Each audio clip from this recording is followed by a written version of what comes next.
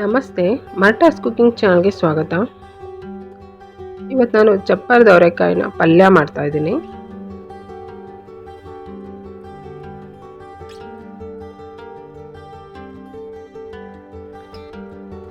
ಚಪ್ಪರದ ಅವರೆಕಾಯಿ ಪಲ್ಯ ಮಾಡೋದಕ್ಕೆ ಮೊದಲಿಗೆ ಒಂದು ಬಾಣಲೆ ಇಟ್ಟು ಬಾಣಲೆಗೆ ಎಣ್ಣೆ ಹಾಕ್ತಾ ಇದ್ದೀನಿ. ಎಣ್ಣೆ ಬಿಸಿ ಆಗಲಿ. ಬಿಸಿ ಆದಮೇಲೆ ಸಾಸಿವೆ ಹಾಕಿ, ಸಾಸಿವೆ ಸಿಡಿತಾ ಇರುವಾಗ ಕರಿಬೇವಿನ ಸೊಪ್ಪು ಹಾಕ್ತಾ ಇದ್ದೀನಿ.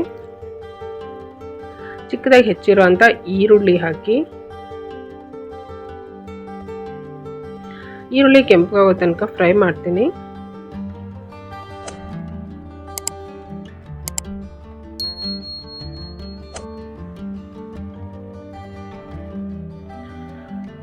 ಒಂದು ಟೊಮೆಟೊ ಚಿಕ್ಕದಾಗಿ ಹೆಚ್ಚಿರುವಂಥದ್ದನ್ನು ಹಾಕಿ ಅದನ್ನು ಕೂಡ ಫ್ರೈ ಮಾಡ್ತೀನಿ. ಟೊಮೆಟೊ ಒಂದು ಅರ್ಧದಷ್ಟು ಬೆಂದರೆ ಸಾಕು. ಈಗ ಇದಕ್ಕೆ ಅರಿಶಿನ ಪುಡಿ ಹಾಕಿ ಮತ್ತೆ ಫ್ರೈ ಮಾಡ್ತಾ ಇದ್ದೀನಿ. ರುಚಿಗೆ ತಕ್ಕಷ್ಟು ಉಪ್ಪು ಹಾಕಿ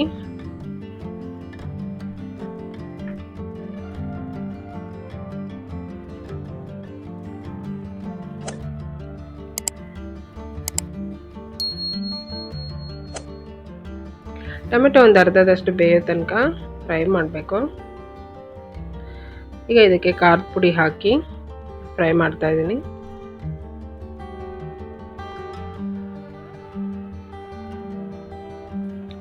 ಈಗ ನೋಡಿ, ಇದು ಚಪ್ಪರದ ಅವರೆಕಾಯಿ ಈ ರೀತಿ ಈ ಸೈಜಲ್ಲಿ ನಾನು ಮುರಿದಿಟ್ಟಿದ್ದೀನಿ. ಹೆಚ್ಚಿಲ್ಲ, ಇದು ಮುರಿದಿರೋದು.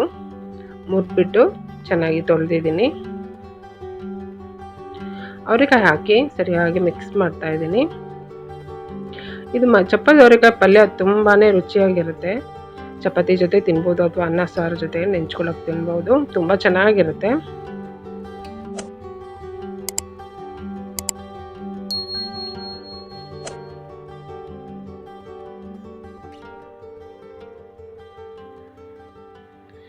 ನಾನು ಕೊತ್ತಂಬರಿ ಸೊಪ್ಪು ಹಾಕ್ತಾ ಇದ್ದೀನಿ, ಮತ್ತು ಕಾಯಿ ತುರಿ ಹಾಕಿ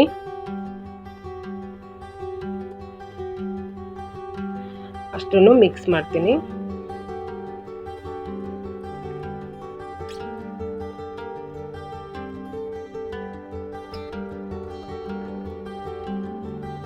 ಈಗ ಚಪ್ಪರದ ಅವರೆಕಾಯಿ ಬೇಯುವಷ್ಟು ನೀರು ಹಾಕಿಬಿಟ್ಟು ಮಿಕ್ಸ್ ಮಾಡಿ ಮುಚ್ಚಳ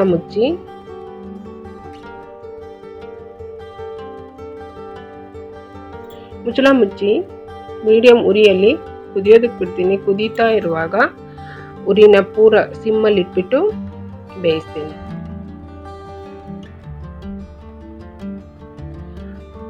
ಆಗಾಗ ಮುಚ್ಚಳ ತೆಗೆದ್ಬಿಟ್ಟು ಮಿಕ್ಸ್ ಮಾಡ್ತಾ ಇರಬೇಕು.